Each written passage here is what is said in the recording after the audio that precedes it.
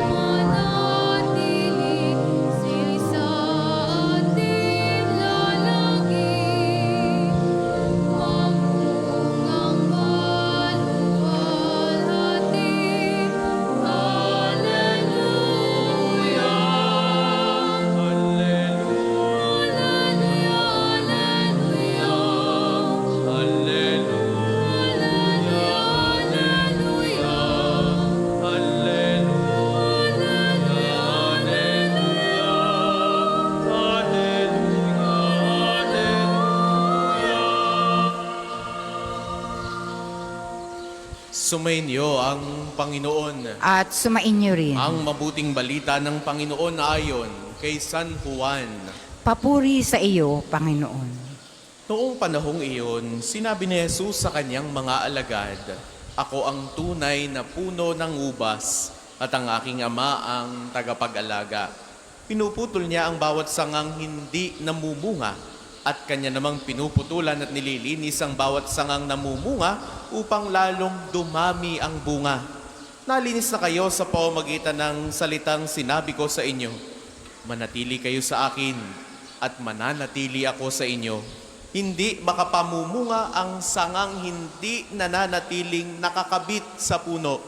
Gayun din naman, hindi kayo makapamumunga kung hindi kayo mananatili sa akin.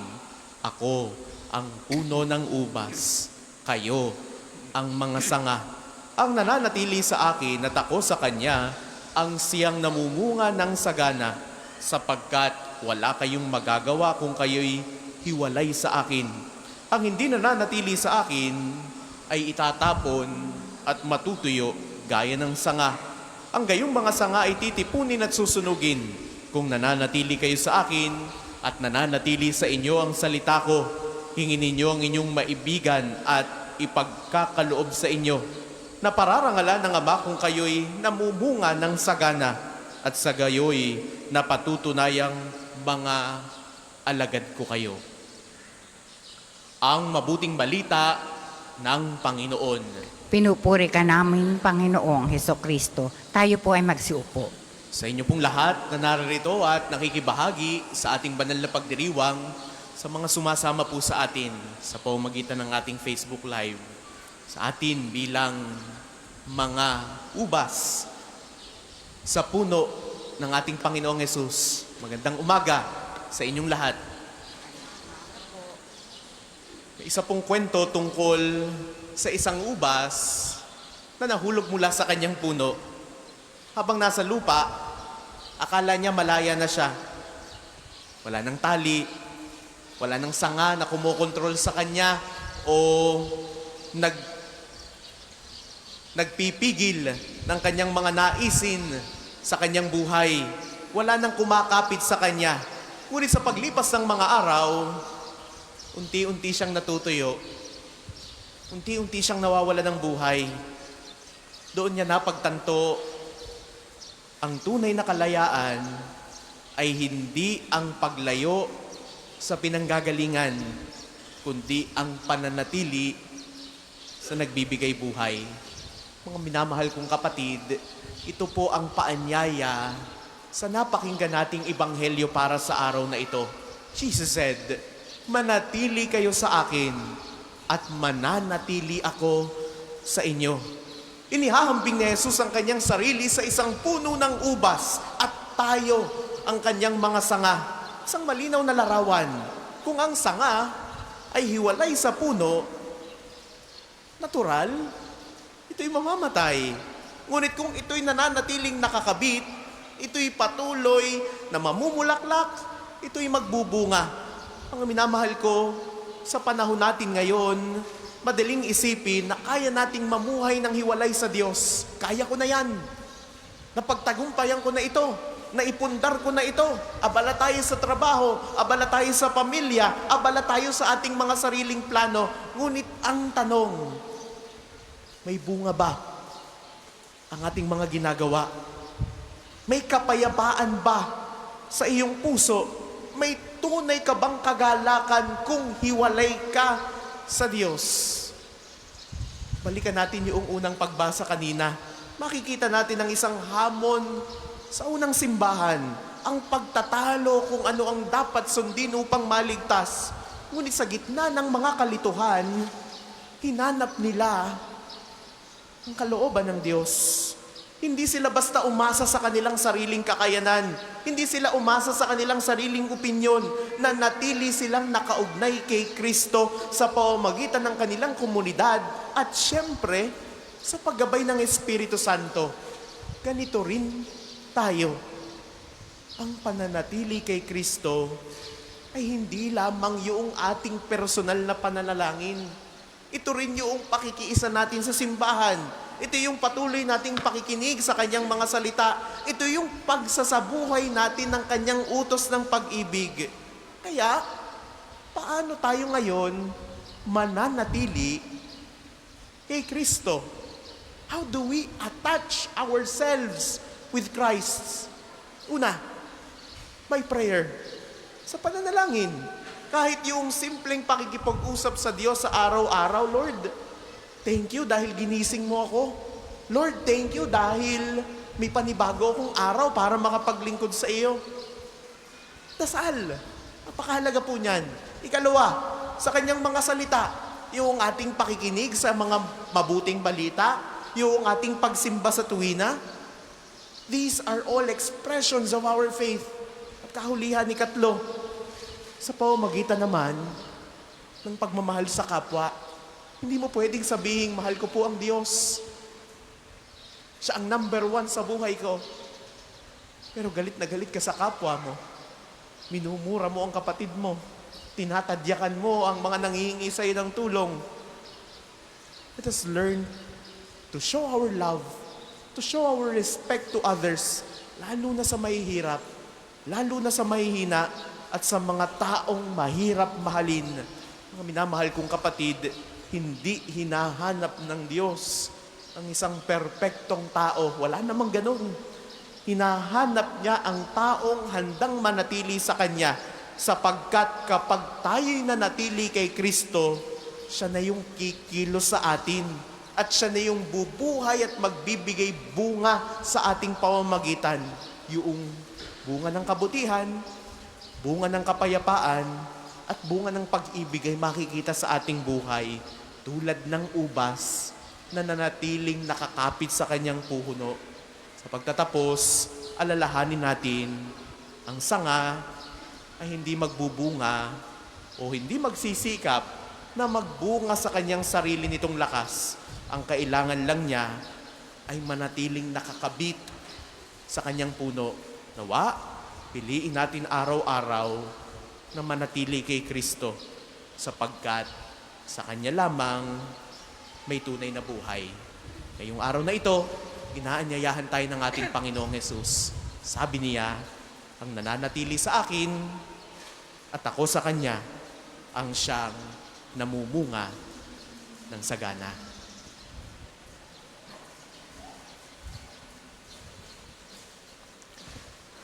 Para po sa mga maghahandog ng sobre, pakihulog na lamang po sa buslo.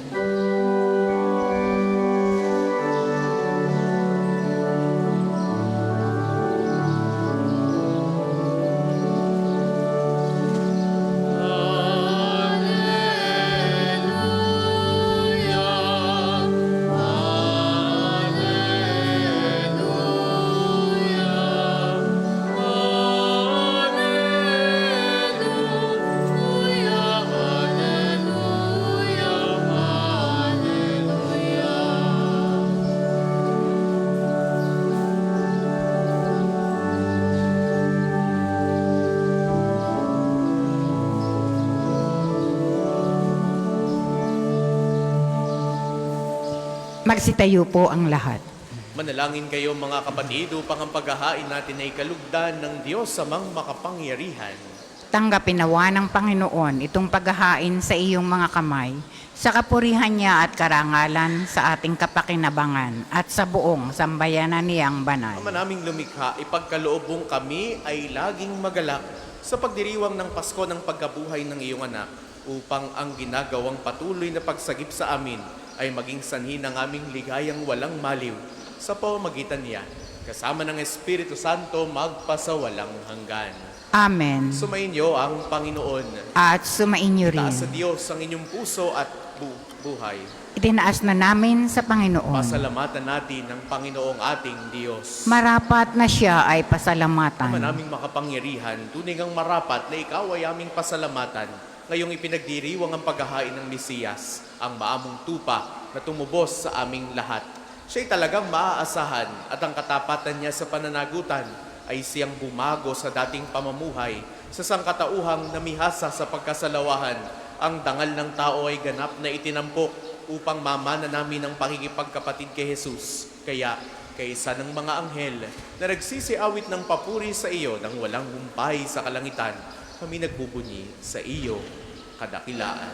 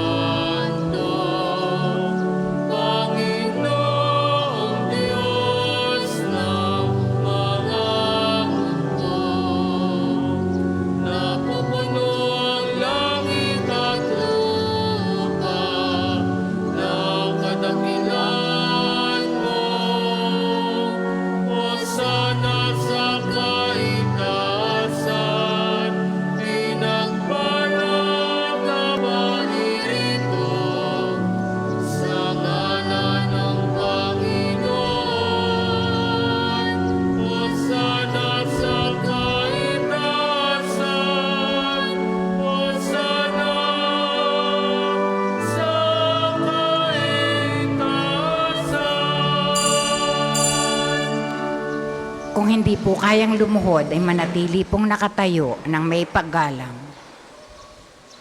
Ama naming banal, ikaw ang bukal ng tanang kabanalan.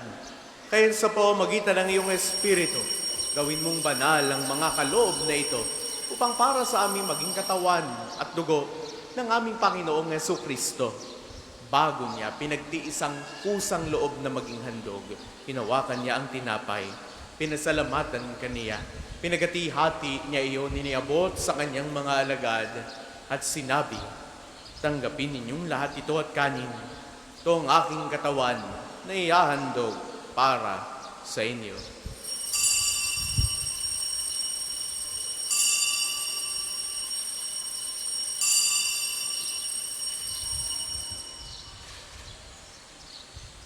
Gayun din naman, noong matapos ang hapunan, hinawakan niya ang kalis. Uli kanyang pinasalamatan. Iniabot niya ang kalis sa kanyang mga alagad at sinabi, tanggapin ninyong lahat ito at inumin. Ito ang kalis ng aking dugo ng bago at walang hanggang tipan. Ang aking dugo na ibubuhos para sa inyo at para sa lahat, sa ikapagpapatawad ng mga kasalanan. Gawin ninyo ito sa pag-alala sa akin.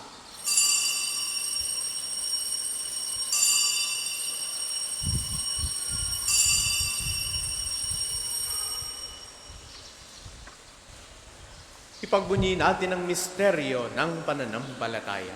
Si Kristo'y namatay, si Kristo'y nabuhay, si Kristo'y babalik sa wakas ng panahon. Ama, ginagawa namin ngayon ang pag-alala sa pagkamatay at muling pagkabuhay ng iyong anak. Kaya tiniaalin namin sa iyo ang tinapay na nagbibigay buhay at ang kalis na nagkakaloob ng kaligtasan. Kami ay nagpapasalamat dahil kami iyong minarapat na tumayo sa harap mo para maglingkod sa iyo. Sinasamo namin kaming magsasalo-salo sa katawan at dugo ni Kristo ay mabuklod sa pagkakaisa sa pamamagitan ng Espiritu Santo. Ama, lingapin mo ang iyong simbahang laganap sa buong daigdig. Puspusin mo kami sa pag-ibig kaysa ni Leon, naming Papa, ni Gilbert, naming Obispo at ng Tanang Kaparian. Alalahanin mo rin ng mga kapatid naming nahimlay nang may pag-asang sila'y muling mabubuhay gayon din ang lahat ng mga pumanaw. Kaawaan mo sila at patuloyin sa iyong kaliwanagan. Kaawaan mo at pagindapatin kaming lahat na makasalo sa iyong buhay na walang wakas. Kaisa ang mahal na Birheng Maria na ina ng Diyos, ni San Jose na kanyang kalinisaang esposo, kaisa ng mga apostol at ng lahat ng mga banal tulad ni Santo Padre Pio na namuhay dito sa daigdig ng kalugod-lugod sa iyo.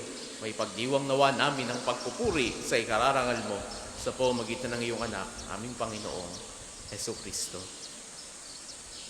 Sa pamamagitan ni Kristo, kasama niya at sa Kanya ang lahat ng parangal at papuri ay sa iyo, Diyos amang makapangyarihan, kasama ng Espiritu Santo magpasawalang hanggan. Amen, amen,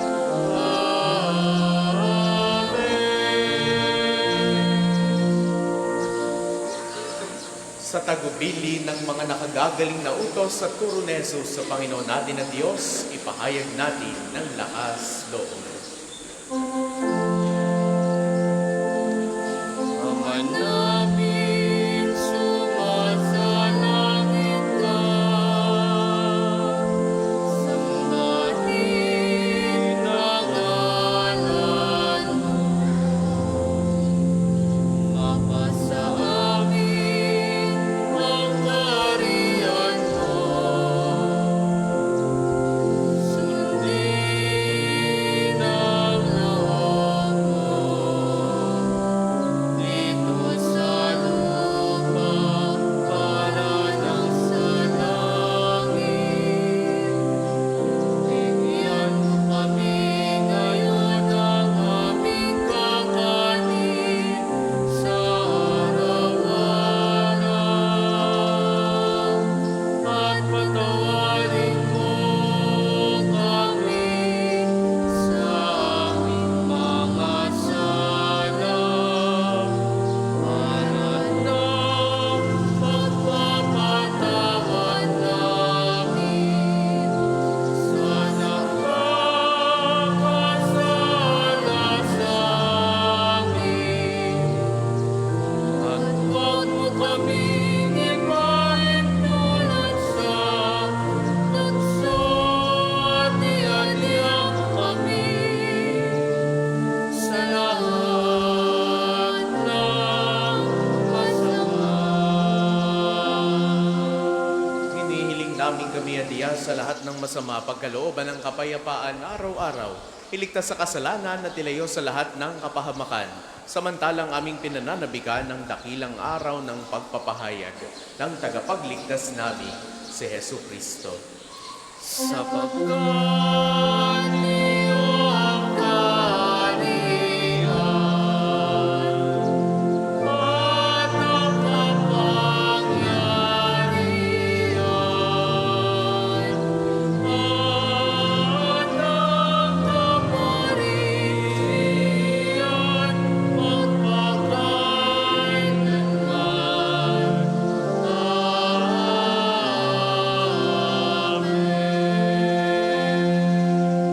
Panginoong Jesucristo, sinabi mo sa iyong mga apostol, kapayapaan ang iniiwan ko sa inyo, ang aking kapayapaan ang ibinibigay ko sa inyo. Tunghayan mo ang aming pananampalataya, huwag ang aming mga pagkakasala. Pagkalooban mo kami ng kapayapaan at pagkakaisa ayon sa iyong kalooban. Kasama ng Espiritu Santo, magpasawalang hanggan. Amen. Ang kapayapaan ng Panginoon ay laging sumainyo. At sumainyo rin. Bigayan kayo ngayon ng kapayapaan sa isa't isa. Peace be with you.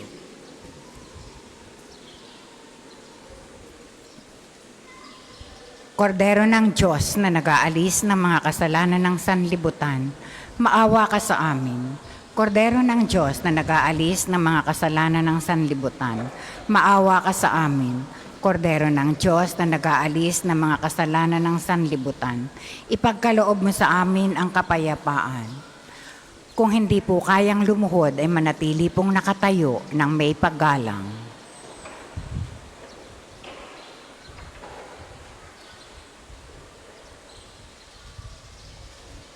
Ito ang kordero ng Diyos.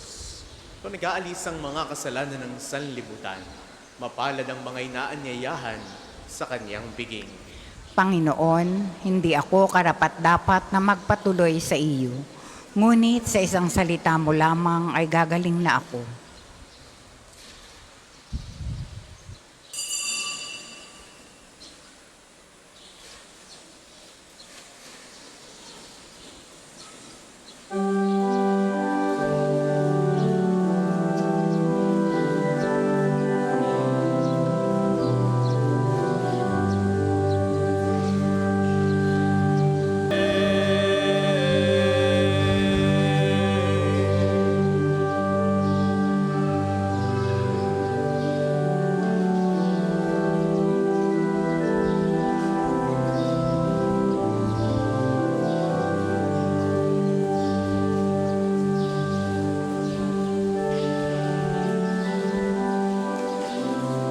Ang isasagawa pong second collection ay para sa patuloy na pagpapaunlad ng parokya at pambansang dambana ni Santo Padre Pio at para sa mga pangangailangan ng matatanda at may sakit na mga pari ng Archdiocese ng Lipa. Maraming salamat po sa inyong mga handog.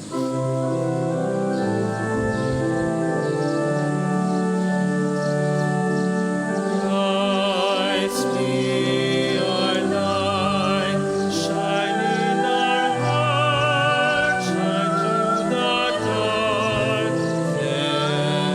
Christ be our light, shine in your church, gathered today.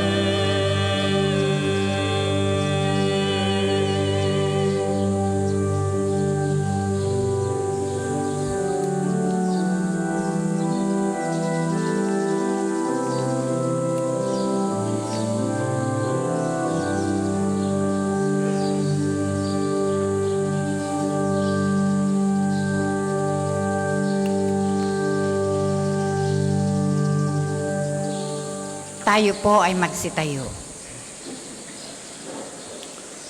Manalangin tayo. Ama naming mapagmahal, ang aming mga pagluhog ay iyong pakinggan para sa pagkakamit ng iyong tulong sa amin araw-araw at para sa pagkakaloob ng ligayang walang katapusan. Napawang idinudulot ng banal na pakikinabang sa pagdiriwang ng pagpapalitan ng iyong bigay at aming alay.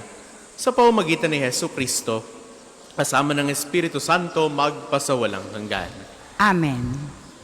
Panalangin ng pagtitiwala kay Santo Padre Pio. Tayo pong lahat.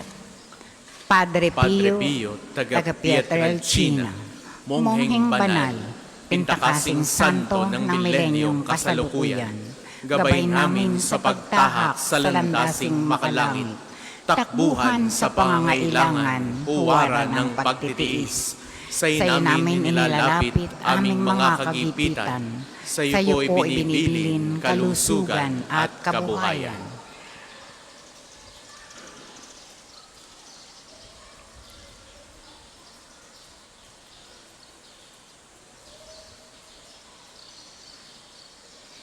Di man karapat-dapat, kami po ay pagbigyan, bendisyonan at basbasan, maging ganap sa buhay.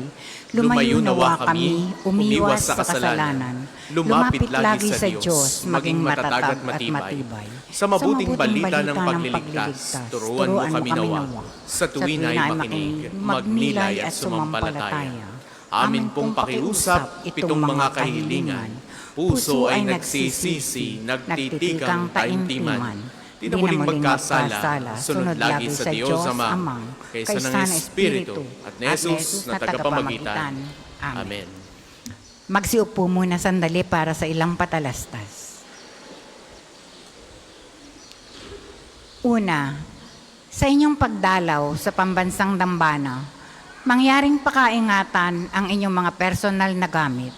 Hangad namin ang isang matiwasay at maayos na pagbisita sa National Shrine. Ikalawa, nais po naming ipagbigay alam sa inyo na ang Padre Pio Healing Bundle ay available sa ating mga tindahan. Ang langis na kasama nito ay may halo ng langis na mula sa puno ng olibo na binasbasan ni Padre Pio nung siya'y nabubuhay pa. Naway maging daan ang ating healing bundle sa pagkakamit ng kagalingang mula sa Diyos. Ikatlo, inaanyayahan ang lahat ng nagnanais maging kasapi ng Konfradiya ni Santo Padre Pio, isang samahan na nangunguna sa pagdarasal at debosyon sa Kanya. Kayo po ay makipag-ugnayan lamang sa ating opisina para sa pagpapalista at mga detalye. Ikaapat, bilang paghahanda sa nalalapit na kaarawan ni Santo Padre Pio, tayo po ay may programang Little Padre Pio Photo Contest. Inaanyayahan namin ang mga batang lalaki, edad 5 hanggang 12, na magbihis gaya ni Padre Pio. Ang bata ay kukunan ng larawan na ipapadala sa official email ng Pambansang Dambana hanggang May 15. Sa May 16 po ang posting ng mga official entries. Judging criteria, 100%. Social media engagement, 30% for the like, comment, and share. Priest evaluation, 50%. Costume and visual presentation, 20%. Ang pinakamataas na percentage ang mananalo ng 5,000 pesos para sa first place, 4,000 para sa second place, at 3,000 para sa third place. Inaanyayahan rin natin ang mga kalahok na dumalo sa birthday mass ni Padre Pio sa May 25, 9:00 ng umaga, para sa announcement ng mga nanalo. Nawa ang buhay ni Padre Pio ay ipamalas natin at maging inspirasyon at huwaran para sa ating mga kabataan. Ang susunod pong misa ay sa ganap na 12 ng tanghali. Maraming salamat po at mangyaring panatilihin natin ang kalinisan, katahimikan at diwa ng pananalangin sa loob at labas ng ating mga simbahan. Magsitayo na po ang lahat para sa pagbabasbas ng religious articles. Mga kapatid, manalangin tayo sa Diyos amang makapangyarihan upang tayo maging kawangis si Kristo sa taimtim na pagdalangin sa tulong ng mga larawan at mga dasalan. Manalangin tayo. O Diyos, Ikaw ang bukal ng lahat ng pagpapala at biyaya. Ibuhos po ninyo ang inyong bendisyon sa mga gamit na ito sa pananalangin. Mga rosaryo, imahen, dasalan, langis, miracle robes at healing bundles na nagpapaalala ng iyong kabutihan, kabanalan at pagmamahal sa amin. Upang ang lahat na dumulog at magdasal gamit ang mga ito ay magtamo ng iyong awa at biyaya. Loobin mong tularan namin ang kabanalan at aral ni Kristo at ng mga santo magpasawalang hanggan. Amen. Ama namin, sumasalangit ka. Sambahin ang ngalan mo. Mapasa amin ang kaharian mo. Sundin ang loob mo dito sa lupa para nang sa langit. Bigyan mo kami ngayon ng aming kakanin sa araw-araw at patawarin mo kami sa aming mga sala para nang pagpapatawad namin sa mga nagkakasala sa amin. At huwag mo kaming ipahintulot sa tukso at iadya mo kami sa lahat ng masama. Amen. Aba, Ginoong Maria, napupuno ka ng grasya, ang Panginoong Diyos ay sumasa iyo. Bukod kang pinagpala sa babaing lahat, at pinagpala naman ang iyong anak na si Jesus. Santa Maria, Ina ng Diyos, ipanalangin mo kaming makasalanan, ngayon at kung kami mamamatay. Amen. Luwalhati sa Ama at sa Anak at sa Espiritu Santo, kapara noong unang-una, ngayon at magpasawalang hanggan. Amen. Luwalhati sa Ama at sa Anak at sa Espiritu Santo, kapara noong unang-una, ngayon at magpasawalang hanggan. Amen. Sumainyo ang Panginoon. At sumainyo rin. Naway pagpalain kayo lagi ng makapangyarihan at nagmamahal sa ating Diyos, ang Ama at Anak at Espiritu Santo. Amen. Taglay ninyo sa inyong pag-alis ang kapayapaan ni Kristo. Salamat sa Diyos.